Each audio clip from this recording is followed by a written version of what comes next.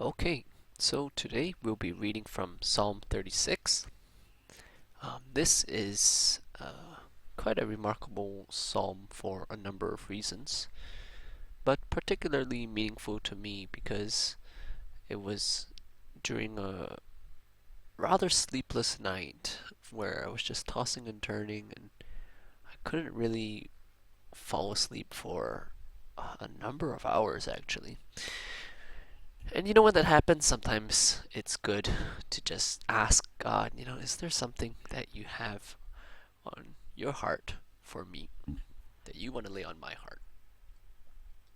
And the moment I finished praying that, sorry about that.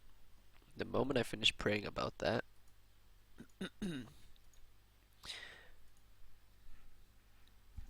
Psalm 36 was the phrase that God impressed upon my heart. And as I opened it, I was just stunned by the very first line alone. I have a message from God in my heart concerning the sinfulness of the wicked. And this is something that is just amazing about how God can really speak to us right in our moment. Because here I was asking, God, is there something you want to place upon my heart? And sometimes we may have this fragment or figment of doubt and say, maybe I just randomly, somewhere in my subconscious, something in the day before I laid my head down to rest gave me those numbers 3 and 6. Uh, sure, whatever, you can believe that. Maybe that was even part of God's plan. The point is that, when we open the Bible and we read, there really are those moments where you know that God is saying, this is exactly what I want to talk to you about. And for me, that was really confirmed, having asked God, is there something that is upon your heart that you want to lay upon my heart?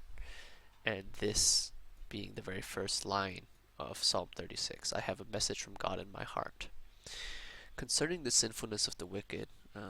And this is something that, I've not been,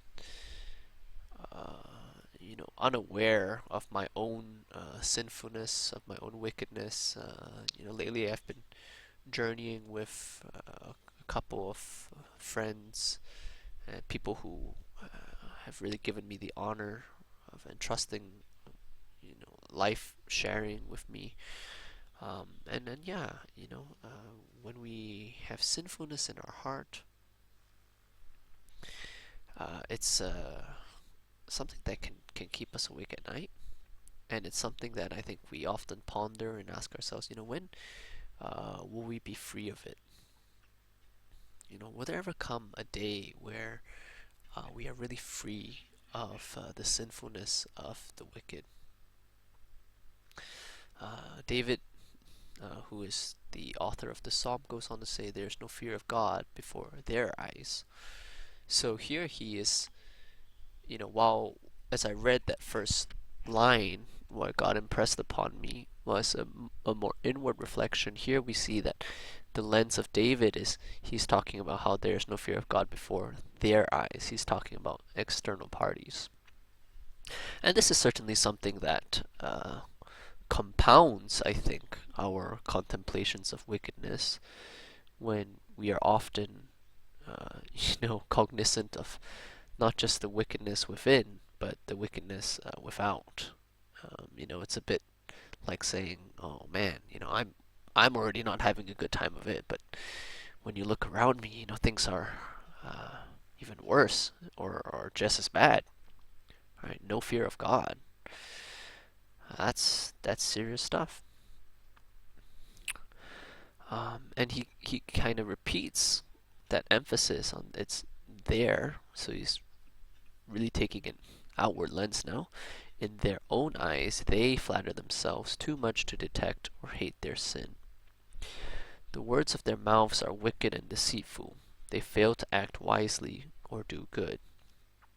So I think what I'm going to do is I'm just going to read through the entirety of the psalm, once through, and then we'll zoom in on the portions which I want to share from my reflections I found very deeply ministered by the word, and also I believe that God can use His word to speak into your life too, with that same level of meaning, if not more, and tailored to your life situation. So let's make our way through the psalm one way through. Okay, I do apologize for starting all over, but nothing wrong with getting more time with the Word of God. So let's begin from the top. Psalm 36, for the director of music, of David, the servant of the Lord. I have a message from God in my heart concerning the sinfulness of the wicked. There is no fear of God before their eyes. In their own eyes they flatter themselves, too much to detect or hate their sin. The words of their mouths are wicked and deceitful. They fail to act wisely or do good. Even on their beds they plot evil. They commit themselves to a sinful course and do not reject what is wrong. Your love, Lord, reaches to the heavens, your faithfulness to the skies. Your righteousness is like the highest mountains, your justice like the great deep. You, Lord, preserve both people and animals. How priceless is your unfailing love, O God. People take refuge in the shadow of your wings. They feast on the abundance of your house. You give them drink from your river of delights. For with you is the fountain of life. In your light we see light. Continue your love to those who know you, your righteousness to the upright in heart. May the foot of the proud not come against me, nor the hand of the wicked drive me away. See how the evildoers lie fallen, thrown down, not able to rise. Psalm 36, and this is reading from the NIV version. Let's read it through one more time. Because often when we read something new for the first time, it kind of sits at a very superficial level. We haven't really given it the chance to sink in to our thoughts, our feelings, our heart. And let's read it again. Psalm 36, for the director of music, of David, the servant of the Lord. I have a message from God in my heart concerning the sinfulness of the wicked. There is no fear of God before their eyes.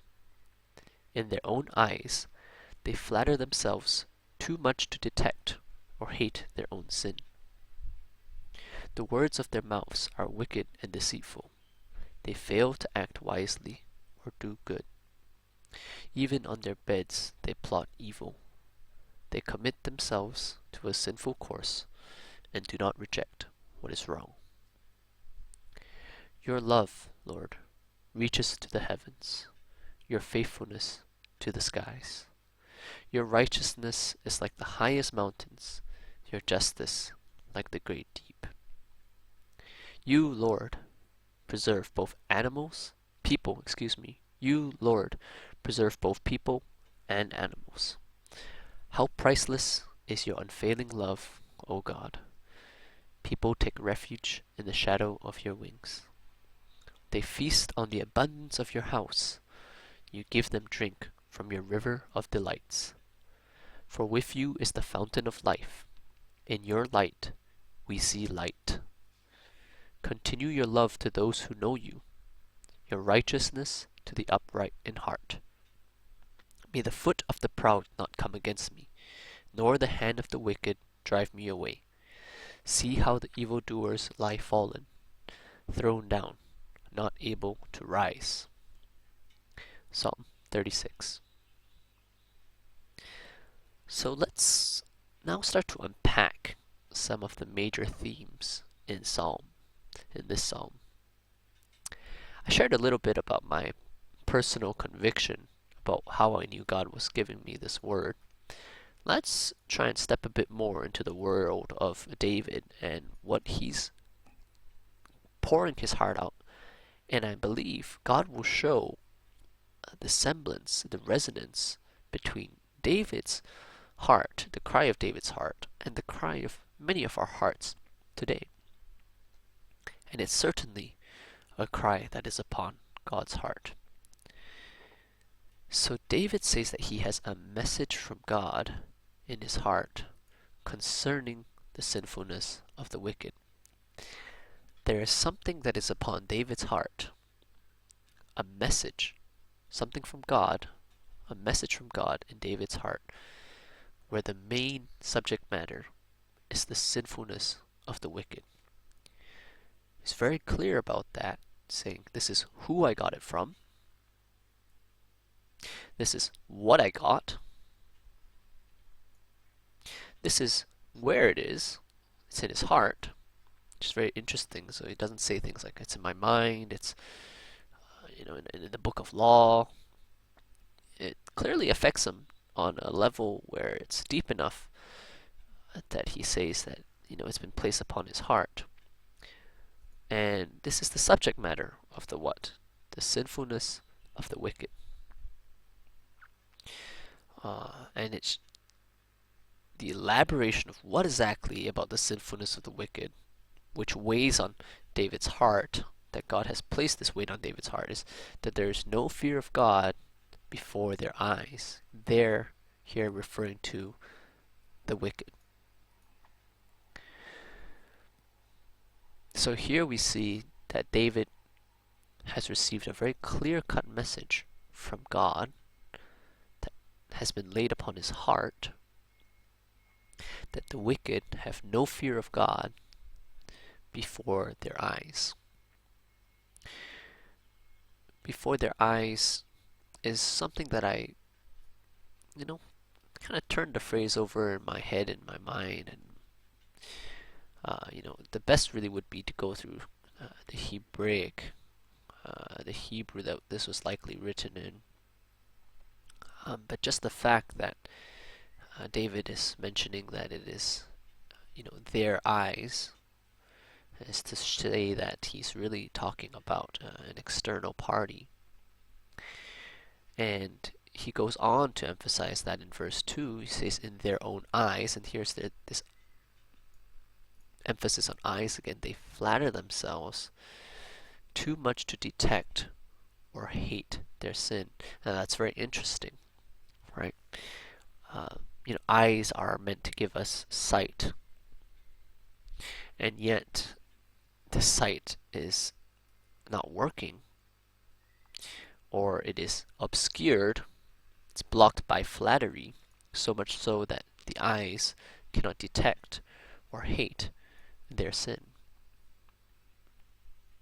So these people that David is referencing, they have no fear of God, and even though they clearly have functioning eyes, it's not as if they don't fear God because they don't know him, they can't reckon him.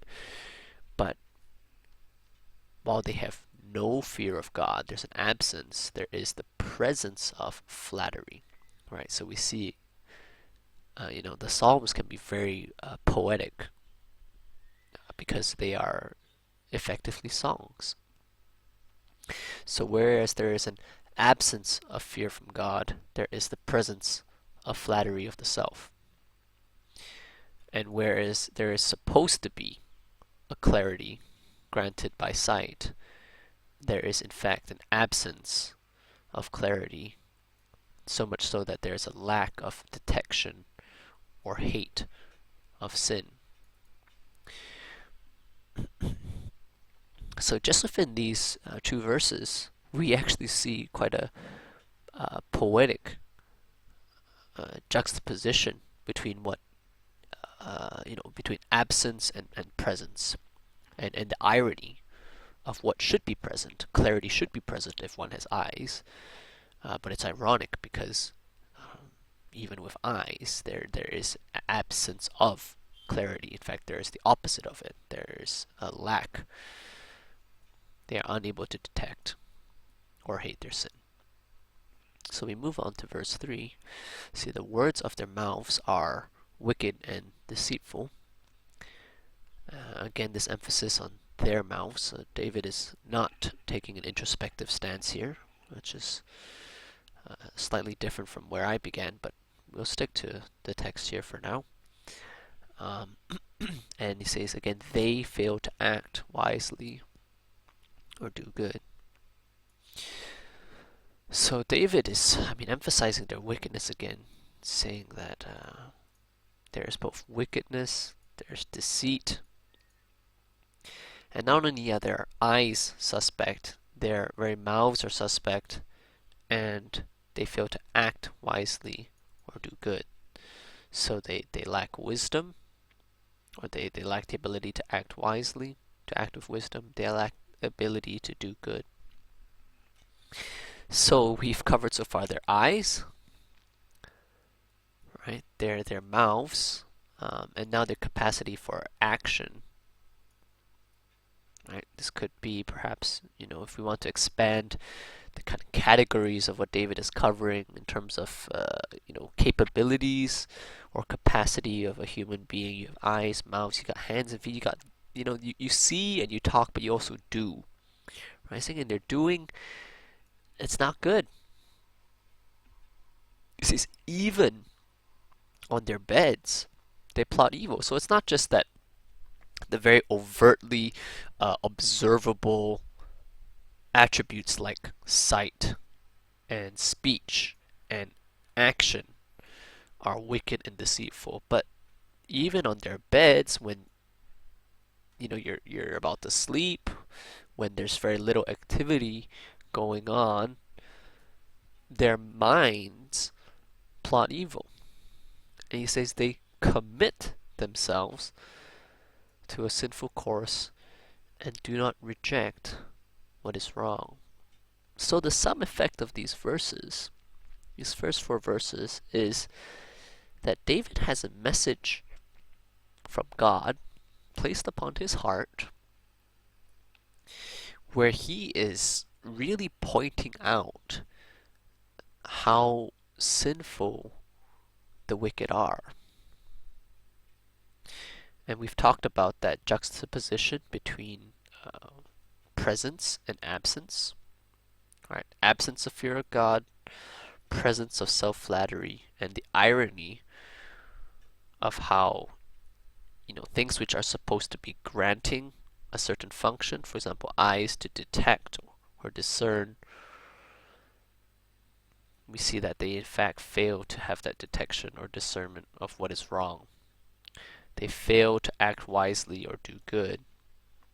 So every capacity from the eyes to the mouths to the actions and even to the thinking,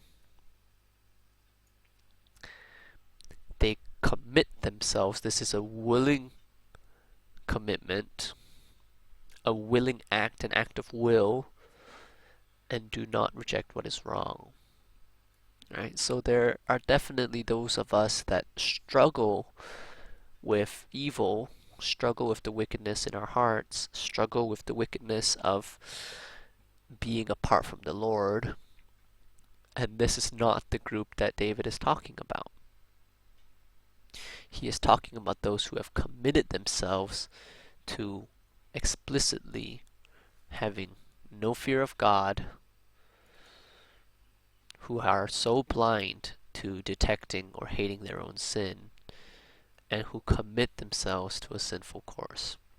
There is definitely room for introspection as to whether we fall within this category, but David is so blatantly clear that these are people who are really committed to wickedness. Now, what would you expect to follow from 4 verses, or maybe to modernize the language a bit, from like a paragraph, a spiel on somebody who is just pointing out the wickedness in very clear, strong language? What do you think would follow from that? We may be surprised. I was surprised, certainly, to see that what follows, those 4 verses which David so explicitly uses to call out those committed to wickedness, is God's love. Now that's really interesting. That caused me a long, long pause as I was reading Psalm 36 at about 3 a.m. in the morning. I knew God had something for me there, just like how David knew he had something from God on his heart he needed to say. And let's just stay in the moment of this verse for a while. David has just finished in verse 4 saying this, even on their beds. Note the language there, even on their beds, they plot evil. Even in the place where there is supposed to be rest, there's supposed to be little activity, the body and the mind are supposed to rest, they plot evil. They commit themselves to a sinful course and do not reject what is wrong. There's just so much talk about this human capacity to take the will and commit it to a course that is rejecting God. And the verse that follows that says this, your love, Lord, reaches to the heavens, your faithfulness to the skies. Wow. I think that should really give us pause.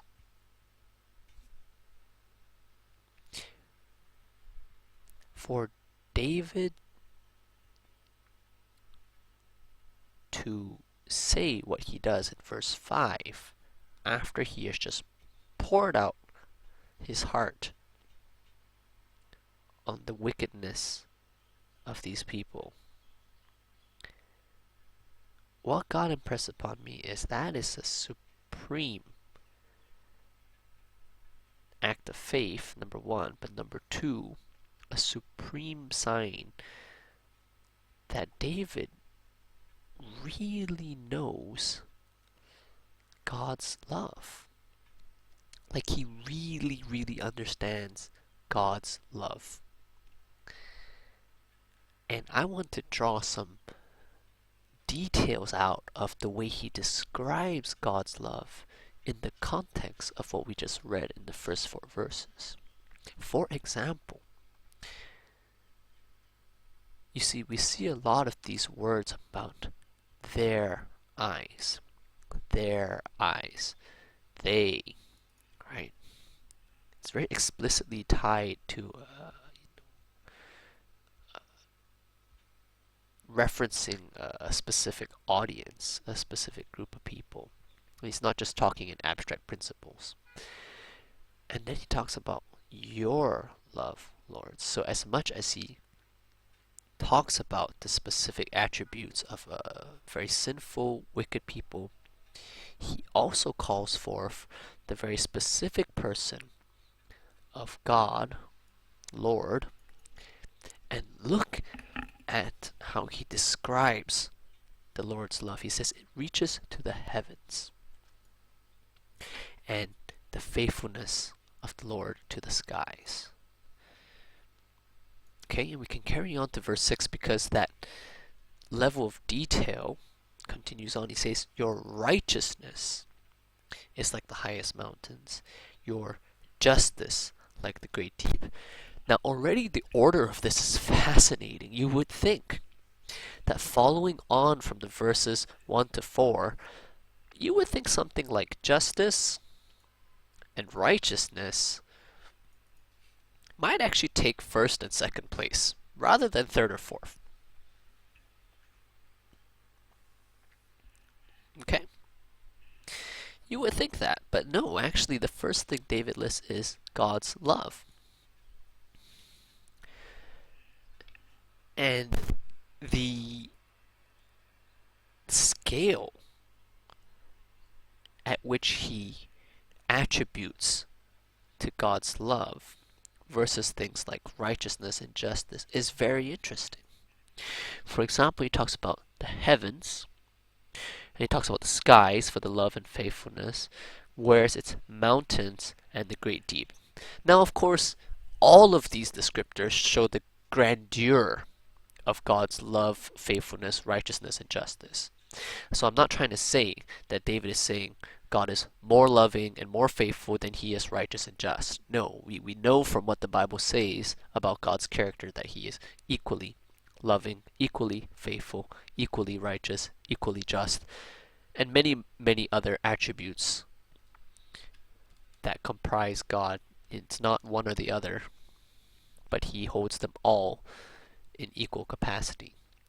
But the descriptors, I think, reveal an emotional state of David where he chooses to list God's love first, and then he says it reaches to the heavens, literally unending. Whereas you can argue, yeah, when you talk about the righteousness and highest mountains, look, David is still talking about how it's like never ending, but it's just the scale does not even make sense. How do you have scale when you talk about something that's never ending? But my point is, from a poetic and from an emotional uh, perspective, David is truly enraptured by the love of the Lord. He truly sees it as something that is above and beyond this world. Now, what is the link? Why do I think this is such a big deal? Why do I think the Bible wants us to catch this level of awe and wonder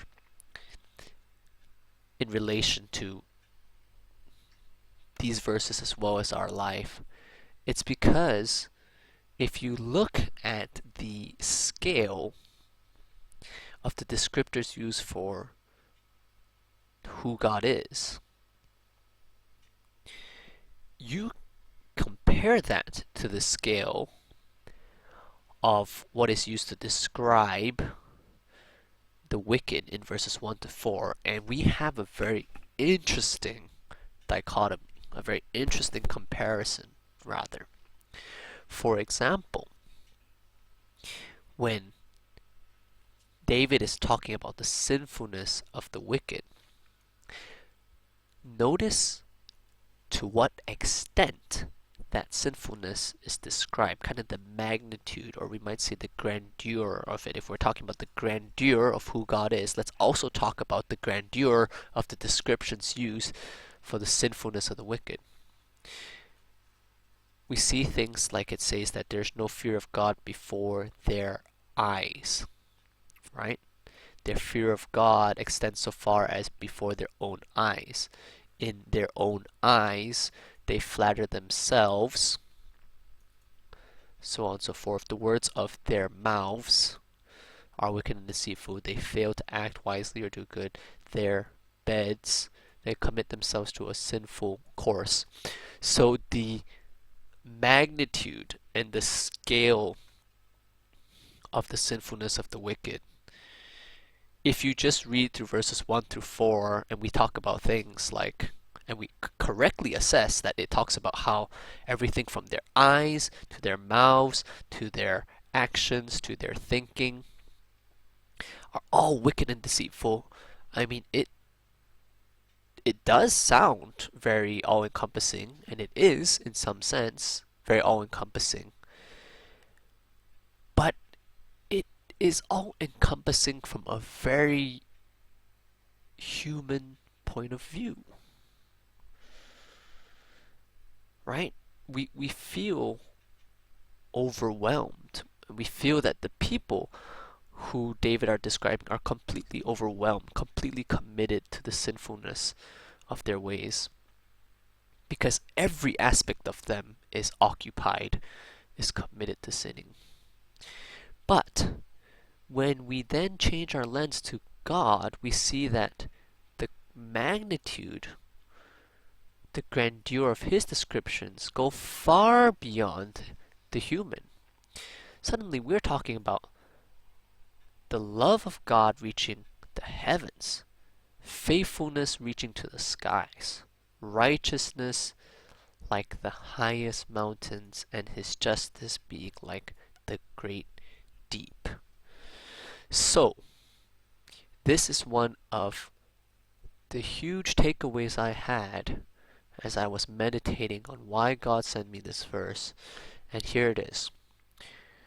When we focus on our own human nature or the human nature of others, there may very well come a point in time where we can correctly assess, as David did, that there is just so much wickedness, so much sinfulness, so much commitment to doing things our own way and not God's way, that our entire beings, our eyes, our mouths, our actions, our thoughts are so consumed by doing our own thing and not God's, and we're committed to that. And when we focus on that, it can be very overwhelming and it can seem almost hopeless and like a done deal. But when we consider the person of God and the scale at which His attributes operate, we realize that while the wickedness of man may pervade his entire human being, there is a God out there who His very being goes far beyond human limitations, so much so to the heavens, to the skies, to the highest mountains, to the greatest deeps. And look at how David ends off those 4 lines in response to 4 verses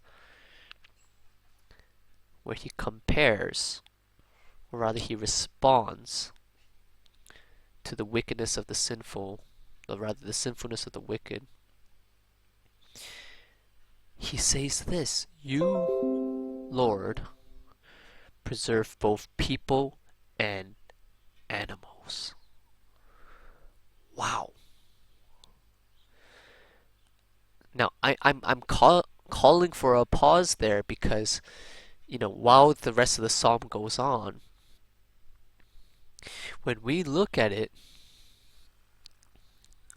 this is just an astounding response from David that I think shows how close to God's heart he really is. The Bible says that David was a man after God's own heart.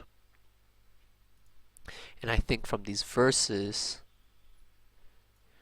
and we just pause and don't cover verse 7 onwards yet, we are really seeing the truth of what that means, and we can catch a glimpse of that and ask the Lord to inspire us in the same way. You see, because 4 entire verses dedicated for David to pour out what God has placed on his heart regarding the sinfulness of the wicked. 4 verses, right? And then it takes 4 lines, okay? Not entire verses, 4 lines, much shorter sentences in those lines as compared to the first 4, where David talks about who God is, His attributes like His love, faithfulness, righteousness, and justice. And that's what comes to his mind. That's where his mind goes after 4 full verses bemoaning the state of the sinfulness of the wicked. The state of, his mind after describing just how terrible it is for some people to be so against God. His mind goes to the love, the faithfulness, righteousness, and justice of God. And it isn't just an airy-fairy feel-good. He affirms that these attributes of God can be, and I believe God is pleased to, apply these attributes, to have an outpouring of these attributes in the form of preserving both people and animals. How humbling and also awe-inspiring is it for us to really understand how David is able to have his heart and his mind so close to the Lord to say these things. That the love, the faithfulness, the righteousness, and justice is, Lord, you preserve both people and animals.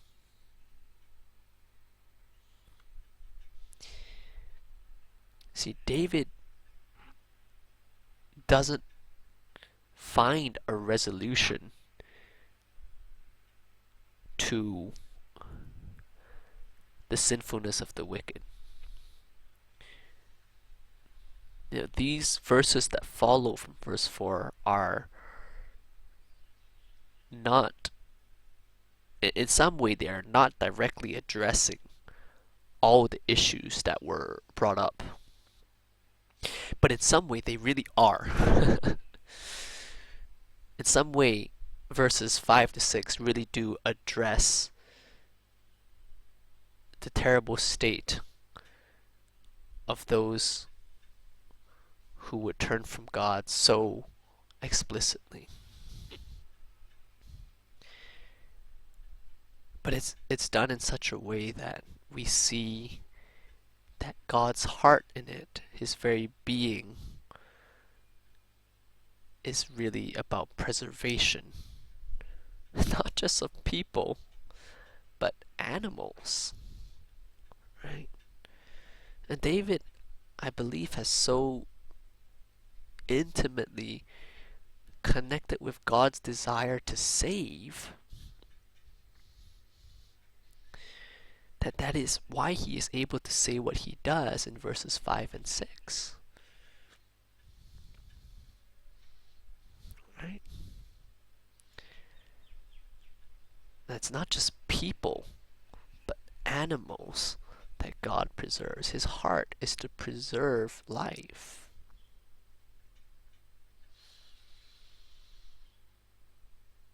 So, that's really amazing for us, because while we may not always fall into the category of explicitly rejecting God and every component of ourselves, being in rebellion towards Him, such explicit rebellion at least, we see that the being of God is, as described by David, so overwhelmingly more grand than any condemnation that we would impart on ourselves, or that others would impart on us. Because from a human lens, if a person is so consumed, the entirety of his or her being is consumed in opposition to, let's not even say God, let's just say you or I, the rational, reasonable thing to do is to have nothing more to do with that person. Or some people might even say it's completely rational, since that person is so directly opposed to you, is consumed by opposition towards you, to eliminate them, to get rid of them, to deal with them summarily.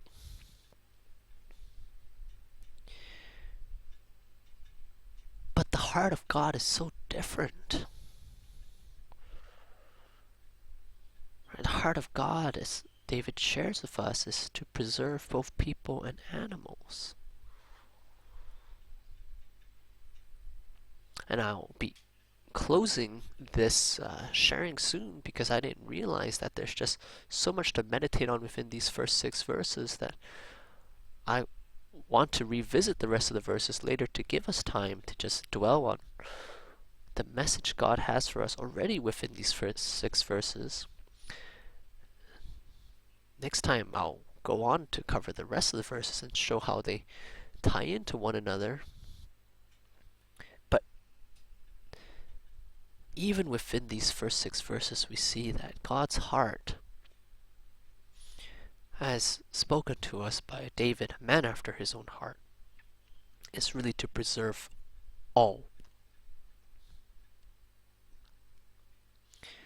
The question of whether the person is fully consumed by sin or fully taken over by this desire to be so opposed to God,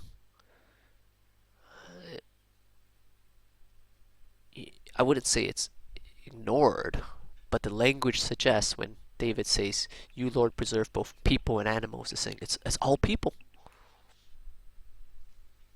It's all people. God has, is, and will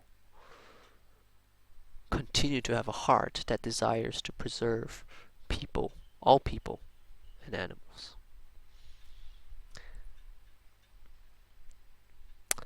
And that may sound very abstract, but when we tie it into the details of the sinfulness of the wicked, of those who are so opposed to God, the details which show us that a person can be so consumed from their eyes to their mouths, to their actions, to their thinking, can be so committed to an opposite way from God. That opposition is consuming only to the point of our human capacity. The eyes, the mouths, the thought, the actions. But the being of God is far grander than the human capacity. The being of God has love that reaches to the heavens. The being of God has faithfulness that reaches to the skies. The being of God has righteousness that is like the highest mountains. And the being of God has justice like the great deep. The scale and grandeur of who God is could very well exist in their own right. For God to simply be that awesome. Why not? But David, flesh and blood, that has experienced and knows God for himself, says that the grandeur of God's being is expressed in how God preserves both people and animals. So for those of us today, whether you think you fall within that group that is so utterly consumed, so utterly set on being apart from God, or for those of us that think that there's very little or no hope in engaging such people, or maybe little or no hope for us when we stumble and find ourselves in that state, so directly opposing God. Know this. Yes, in the human flesh, in the human capacity, indeed we can be so consumed with wanting to do our own things in a way that is so opposite from God. Yes, that is possible. But also, far more possible, in fact, guaranteed is a God who has love, faithfulness, righteousness, and justice to a scale far beyond our own human limitations, our own human capacity. And yet, the expansion and the grandeur of that capacity is directed to us that we might be preserved. So, my dear friends, I hope you are encouraged today. God's heart is to preserve both you and me, no matter what state you're in. Don't ever believe that you are ever too far or ever too far gone, that the love, faithfulness, righteousness, and justice of God, which reaches to the heavens, to the skies, which is like the highest mountains and like the greatest deep, can preserve you. Because that is who our God is. That is the Word of God. And that is our hope for this day, for the next trial, the next testing you go through, the next trouble. May you be encouraged that God is with you, and His heart is certainly to preserve you. I thank you for your time, and I wish you well in whatever it is that you go on to do now. May you experience the love of the Lord which reaches to the heavens, His faithfulness which reaches to the skies, God's righteousness which is like the highest mountains, and God's justice which is like the great deep. May you experience all that for yourself. And I pray that for myself too, that we may know with a certainty that God's heart is to preserve you and me. Thank you. I'll see you guys for the next one. Bye bye.